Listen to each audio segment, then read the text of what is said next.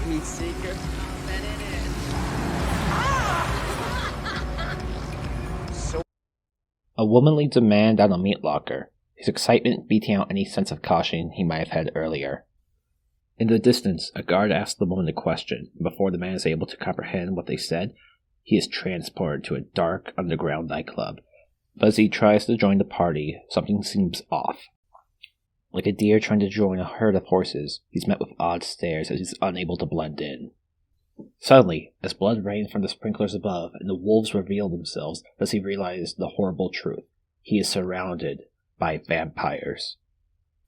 However, before he's devoured, a man appears, his presence alone forcing the vampires to step back in fear as they know who he is. The Daywalker, the vampire hunter, Blade. So, there's been like a lot of superhero movies lately. Doctor Strange in the Multiverse of Madness is the 28th Marvel movie in 14 years. In addition to that, there's been 5 TV shows made for Disney Plus in the last 2 years. Hey, did you know that the James Bond franchise has been around for almost 60 years, and there's been 27 movies in that time? Don't know why that popped into my head. Look, I'm not going to give you a history about superhero movies, nor I'm going to act like superhero movies are oversaturated. I'm not here to insult your intelligence, or mine. Is it me, or is every new show about superheroes? I can't keep up. It's like a job trying to follow this nonsense. Inhumans? Did I have to watch fake X-Men on the moon to understand the movies? Superhero media has had a boom the last decade. Movies, TV shows, video games. The influx of crime-fighting spandex characters have become so great that even saying superheroes are overdone is already an overdone criticism. I do find it interesting as of late how the majority of people seem worn out by superhero movies. Not just those who consider themselves film critics or the gatekeeping nerds, but the average fan who used to fill the seats of every superhero premiere is becoming more and more scarce. And while I won't be shedding any tears of massive IPs no longer dominating the box office, I do think it's worth talking about what has driven so many people away as of late, and what superhero writers, even for original superheroes, can learn from a movie like Blade. Now, I'm not going to act like Blade is a perfect movie. The writing shifts in quality, and the CGI tends to show its age a lot. You're gonna wish they never cut you from your mother's womb.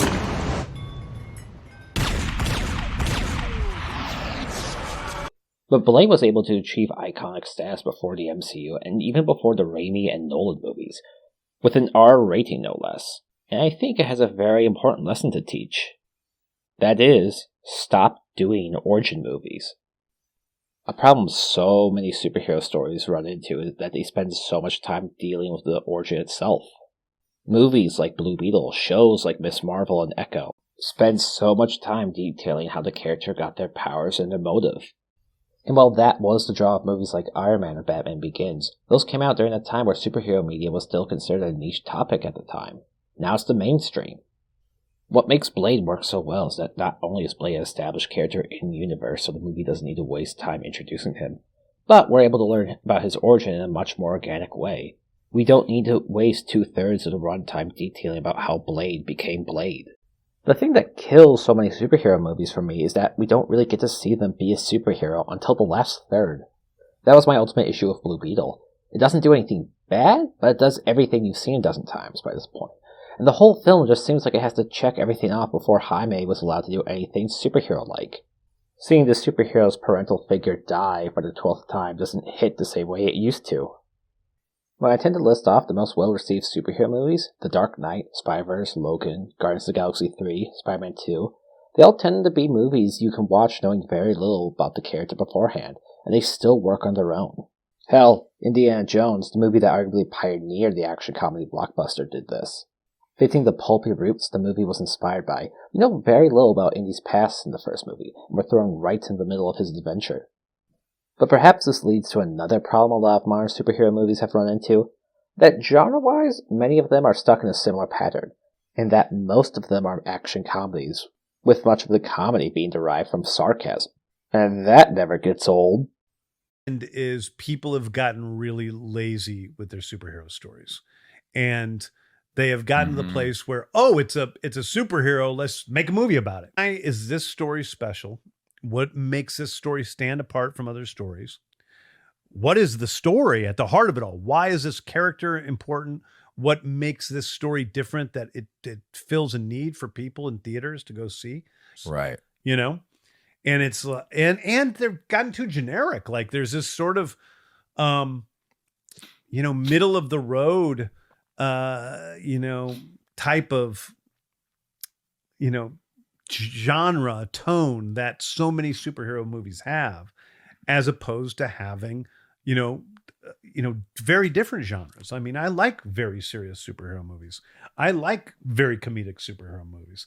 I like ones that are really just a murder mystery, but it's with superheroes. Having different genres doesn't inherently mean the movie is going to be good, but a lot of superhero movies that do genre bend tend to be the ones that receive the most praise.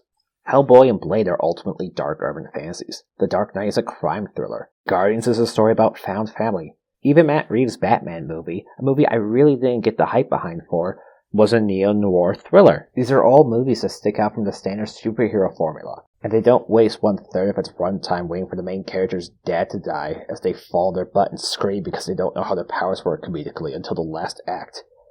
I'm sorry for picking out Blue Beetle, it's not a bad movie, just bleh. Of course, I don't know the hurdle many of the people behind these superhero movies face. I don't know what it's like to deal with executives looking over your shoulder and stifling your creativity, or VFX artists being overworked and underpaid, or being told to rewrite your movie so it can set the next big bad for the next franchise. Which is why I'm always excited whenever a new original piece of superhero media gets made or adapted for more people to see, because they tend to be less predictable from the get-go. One Punch Man is a superhero parody that explores depression. My Hero Academia is a shonen that mixes it with superhero world building. And Darkman is a riff on the Shadow while also being reminiscent of classic Universal Studio monsters. I don't think superheroes are going away, but I do think the playing field is getting a bit more leveled, and giving more opportunities for other creators to find an audience, and I think if bigger companies want to keep on creating superhero content, then I think they'd have to have more faith in their writers and their audience in being more experimental with superhero stories. Because both the big IPs that do, and the independent creators that make these kind of superhero stories, tend to break the mold. If you are interested in more superhero talk, check out our podcast we did with the creator of Captain Zero, as we talked about the Spider-Verse movie, as well as his upcoming superhero project. Oh yeah, Keith David's in it. That alone should be enough reason for you guys to watch. And our Myths Manhattan Animatic pilot will hopefully be done soon, so keep an eye out for that.